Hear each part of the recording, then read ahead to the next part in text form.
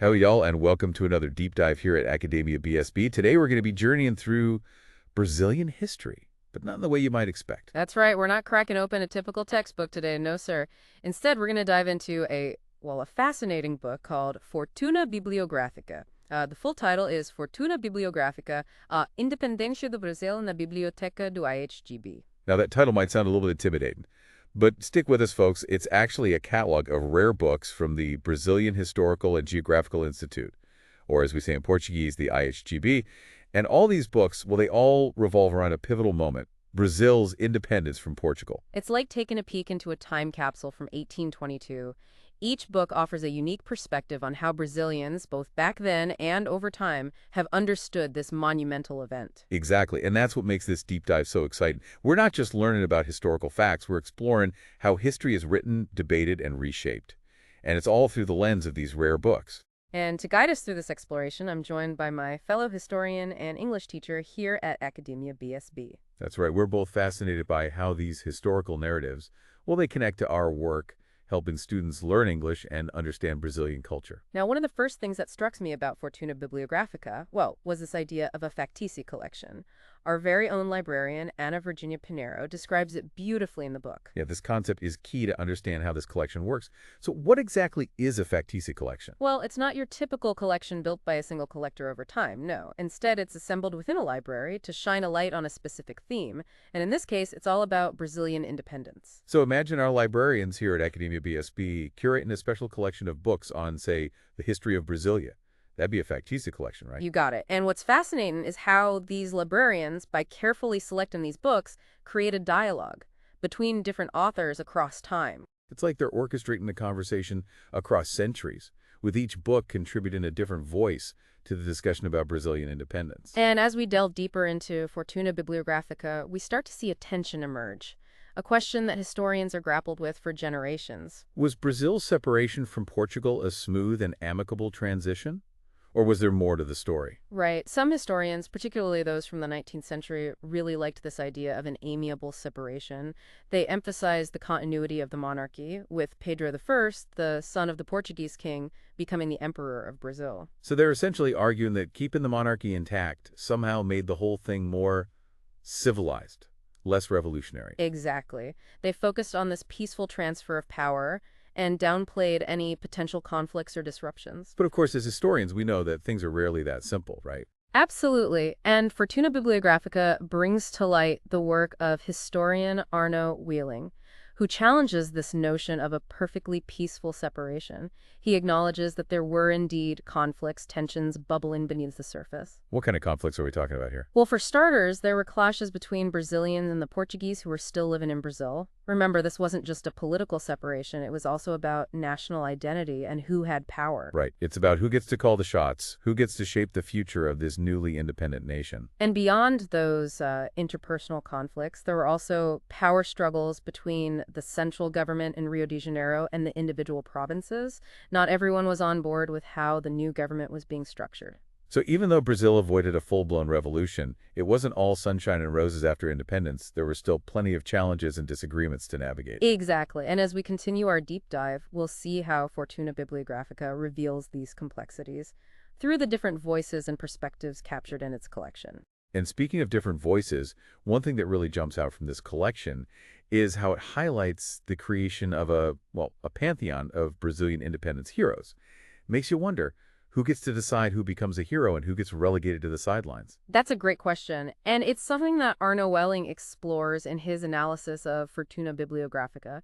He points out how early historians played a significant role in shaping these narratives. We're talking about folks like José da Silva Lisboa, who later became the Viscount of Cairu, and Francisco Adolfo de Varnhagen, right? Precisely.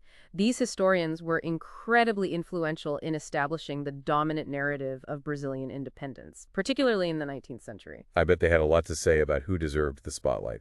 So who did they choose as the leading figures in their version of history? Well, unsurprisingly, they championed figures like Emperor Pedro I. He was portrayed as the brave young prince who stood up for Brazil, defying his own father, the King of Portugal, to secure Brazilian independence. A classic hero narrative, right? The courageous leader who sacrifices everything for the good of his people. Exactly. And alongside Pedro I, they also elevated José Bonifacio, Pedro's close advisor and a key figure in orchestrating the independence movement. He's often depicted as the brilliant strategist, the mastermind behind Brazil's success. So we've got the valiant leader and the wise advisor. It's like something out of a Shakespearean play. But I'm sensing there's more to this story, right?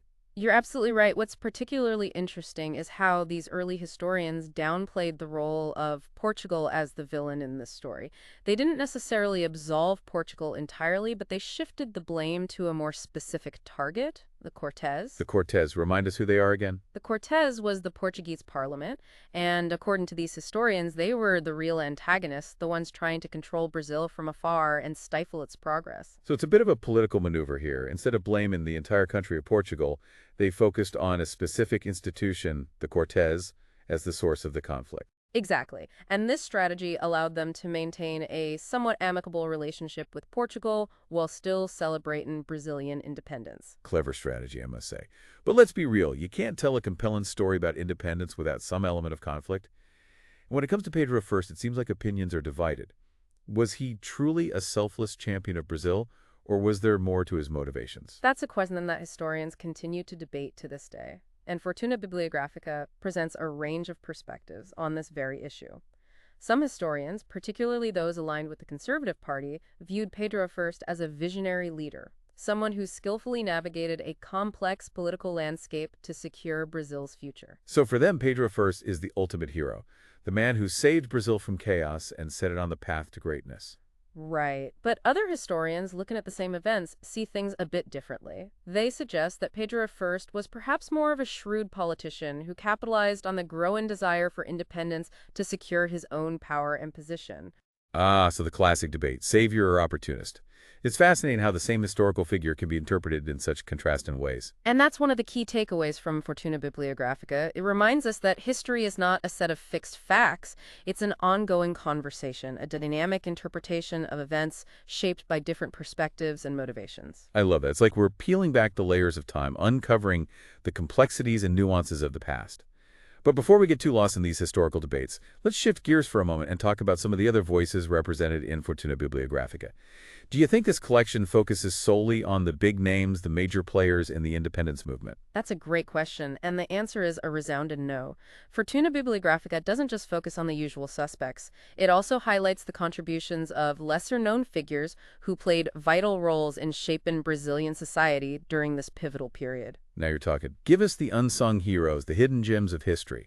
Who are these fascinating figures that we might not find in traditional textbooks? We're talking about scientists, writers, artists, individuals who might not have led armies or signed treaties, but whose ideas and contributions were essential to shaping Brazilian identity. That's what I love about exploring history through primary sources like these rare books. We get a glimpse into a richer, more nuanced understanding of the past, beyond the simplified narratives we often encounter. Absolutely. And as we continue our deep dive, we'll delve into some specific examples of these lesser-known figures and their impact on Brazilian culture and thought. But before we jump into those fascinating individuals, let's remember that Fortuna Bibliographica isn't just about the stories these books tell, it's also about the books themselves. Oh, absolutely. These aren't just words on a page. They're physical objects with their own unique histories. And Fortuna Bibliographica brings that to life with, vivid descriptions, handwritten notes, beautiful bindings, and even the personal libraries of emperors. You're right. For instance, Tânia Besson, one of the contributing historians, mentions a book from 1822 by Bernardo José de Gama, the Viscount of Guiana. The title translates to Memoir on the Principal Reasons Why Brazil Should Resume Its Rights and Reunite Its Provinces. Quite a mouthful. I can imagine that sounds like a pretty intense read. What's the gist of it? Well, it's basically a passionate argument for Brazilian independence. Gama lays out all the reasons why he believes Brazil deserves to break free from Portugal's rule. I bet that book was like a political bombshell back in 1822. You could say that, but what makes this particular copy in the IHGB collection so special are the handwritten notes scribbled in the margins. Ooh, marginalia. I love that stuff. It's like getting a glimpse into the mind of someone from the past, engaging with these ideas in real time. Exactly. We don't know who wrote those notes, but they add another layer of interpretation to the text. It's like having a conversation with the author across centuries. It makes you wonder if they agreed with Gama's arguments, or if they had a different take on the whole independence thing. That's the beauty of it. It sparks our curiosity and reminds us that history isn't just a static set of facts. It's a dynamic process of interpretation and reinterpretation. And that brings us to another fascinating aspect of Fortuna Bibliographica, the personal library of Emperor Pedro II. Didn't he donate a significant portion of his books to the IHGB? He did, and many of those books are included in this collection. It's amazing to think that we can hold a book that was once owned by an emperor, someone who played such a pivotal role in Brazilian history. Those books must have witnessed so much history. Imagine the conversations they could tell if they could talk. Right, and some of those books even have these incredible imperial bindings. We're talking fine leather, gold, tooling, intricate designs, fit for an emperor, of course. Talk about a statement piece. Those bindings weren't just about protecting the books, they were also a symbol of power and prestige. Absolutely, they reflect the value placed on books and knowledge during that era. It makes you appreciate the artistry and craftsmanship that went into creating these objects. They were truly works of art in their own right. And speaking of artistry, let's shift gears and talk about how Fortuna Bibliographica reveals the evolution of historical interpretation. For instance, one of the contributing historians, Christian Edward Cyril Lynch, delves into the writings of historians aligned with the Conservative Party during the 19th century. The Conservative Party, if I remember correctly, they were pretty big fans of the monarchy, right? Exactly. They believed that the monarchy was the best form of government for Brazil, and their historical writings reflected that viewpoint. They often emphasized the idea of a smooth transition to independence, downplaying any conflicts or disruptions. It sounds like they were trying to present a unified, harmonious view of the past one that legitimized their own political ideology. You could say that they were very strategic in their approach, using history to support their arguments for the monarchy. And part of that strategy involved contrasting Brazil's experience with the turmoil happening in the Spanish-American republics at the time. So they're basically saying, look at the chaos and instability in those republics. We're so much better off here in Brazil with our stable monarchy. Exactly. It was a way of reinforcing their own narrative and justifying their political stance. But of course, as we know, history is rarely that straightforward. There were bound to be dissent in voices, historians who challenged this rosy picture of a seamless transition to independence. Oh, absolutely. And Fortuna Bibliographica gives space to those dissent in voices as well. One prominent figure who challenged the Conservative Party's narrative was José Honorio Rodrigues. Now, José Honorio Rodrigues, he's a big name in Brazilian historiography, right? You got it. He's considered one of the most important Brazilian historians of the 20th century, and he argued that independence was far from a peaceful, harmonious affair. He highlighted the conflicts between Brazilians and Portuguese, the power struggles between the central government and the provinces, and the social and economic inequalities that continued to plague Brazil even after independence. So Rodrigues is saying, let's not sugarcoat the past independence came with a lot of challenges and unresolved issues. Exactly. He offered a more critical perspective, one that acknowledged the complexities and contradictions of this period. And Rodrigues wasn't alone in his critique, right? Other historians have also challenged this idea of smooth, amicable separation from Portugal. Absolutely. Historians like Elio Francini Neto and Manuel de Oliveira Lima also emphasized the violence, the political maneuvering, and the social tensions that marked this era. So it seems like Fortuna Bibliographica doesn't shy away from presenting these different interpretations, these competent narratives about Brazilian independence. Not at all, and that's what makes it such a valuable resource for anyone interested in understanding Brazilian history. It encourages us to think critically about how history is written and whose voices are privileged in those narratives. It's a reminder that history isn't just a collection of dates and names. It's a living, breathing dialogue about the past, a conversation that continues to shape our understanding of the present. And speaking of dialogues, let's shift our focus to the catalog itself. Ana Virginia Pinheiro, the author of Fortuna Bibliographica, goes into great detail about how she compiled and organized this collection, and it's clear that a lot of thought and care went into this project. Yeah, she's not just throwing together a random list of books. She's creating a curated experience, a way for readers to navigate this vast and complex topic. Exactly. Pinheiro explains that the catalog is designed to be more than just a list. It's a tool for research, a guide for exploring the different themes and perspectives within the Fortuna Bibliographica collection. So it's like a roadmap, pointing readers in the right direction and helping them uncover the hidden treasures within this historical archive. Precisely. And one of the key features of the catalog is its chronological arrangement. This allows researchers to trace the evolution of historical interpretation over time to see how ideas about independence have shifted and changed. It's like watching a historical debate unfold in real time. You can see how different historians writing in different contexts have grappled with the same questions, the same challenges of interpreting the past. And remember, this catalog is a living document. It's constantly being updated as new books are added to the collection. It's a testament to the ongoing nature of historical inquiry, the idea that our understanding of the past is constantly evolving as we uncover new evidence and new perspectives. And Fortuna Bibliographica, with its diverse range of voices and perspectives, is a fantastic example of that. It's an invitation to delve into the complexities of Brazilian independence and to engage in this ongoing conversation about how we understand our history. But let's not forget about the real stars of the show, the books themselves. In the next part of our deep dive, we'll explore some specific examples from the Fortuna Bibliographica collection, looking at the physical objects, the content, and what they can tell us about Brazil's journey to independence. All right, folks, welcome back to our deep dive into Fortuna Bibliographica. We've talked about the collection's unique structure, the historical debates it highlights, and even the physical books themselves. Now let's get up close and personal with some of these fascinating volumes. You got it. It's time to open these books and see what treasures they hold. And, as English teachers here at Academia BSB, we often talk about how books could be portals, to different worlds, different ways of thinking. And Fortuna Bibliographica really embodies that idea, right? Absolutely. Each book in this collection offers a glimpse into a specific moment in time, a particular perspective on Brazilian independence. And by reading these books, we're not just learning about history, we're engaging in a conversation with the past. It's like we're time travelers stepping back into 1822 and hearing these voices from the past debating the future of Brazil. And that's what makes this collection so valuable for our students, too. It helps them understand that history isn't just a set of facts and dates. It's a dynamic process of interpretation and debate. Right. And just like we encourage our students to think critically about the language they encounter, we also want them to question the historical narratives they're presented with. Exactly, to ask questions like who wrote this, why did they write it, and what might be missing from this story. It's about developing those critical thinking skills, those essential tools for navigating a world overflowing with information. You got it. And Fortuna Bibliographica provides a perfect platform for those kinds of discussions. For example, one of the books highlighted in the collection is a collection of speeches and proclamations from 1822. Ooh, that sounds juicy. I can imagine the fiery rhetoric, the passionate arguments for independence. You're not wrong. These speeches offer a glimpse into the political climate of the time, the fervor and excitement surrounding the independence movement. It's like we're right there in the midst of the action, listening to these historical figures rally the people to their cause. And what's fascinating is how these speeches use language to shape public opinion, to persuade people to support the cause of independence. So it's not just about what they're saying, but how they're saying it, the power of rhetoric, right? Absolutely. And this connects directly to what we teach our students about the nuances of language,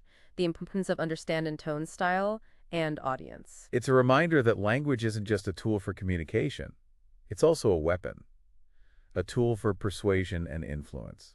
And in the context of Brazilian independence, those tools were crucial for mobilizing support and shaping the narrative of this pivotal moment. Now, we've talked a lot about the big names, the major players in the independence movement, but Fortuna Bibliographica also shines a light on those lesser-known figures, those who might not have had their names etched in history books, but who nonetheless played important roles in shaping Brazilian society. Absolutely. And one example that comes to mind is a book from 1826 titled Ensaio sobre o Estado Actual da Literatura Brasileira, which translates to Essay on the Current State of Brazilian Literature. Now, that sounds like a deep dive into the intellectual world of early 19th century Brazil. Who wrote that one? It was written by Januária Maria Perpetua da Cunha, a Brazilian writer and intellectual who unfortunately haven't received as much recognition as she deserves. Oh, so she's one of those unsung heroes, those hidden gems of history that we're always excited to uncover. What was her main argument in the book?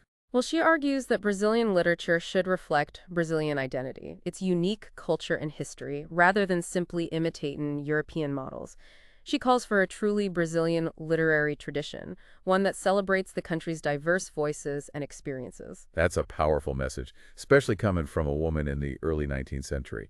It speaks to the desire for cultural independence that went hand in hand with political independence. Exactly, and this idea of forging a distinct Brazilian identity resonates with what we do at Academia BSB, right? Oh, absolutely. We're always encouraging our students to embrace their own cultures and languages while learning English and exploring the world. It's about finding that balance between global citizenship and cultural pride, and Fortuna Bibliographica, with its diverse collection of voices and perspective, embodies that spirit perfectly. It's a reminder that history isn't just about memorizing dates and names.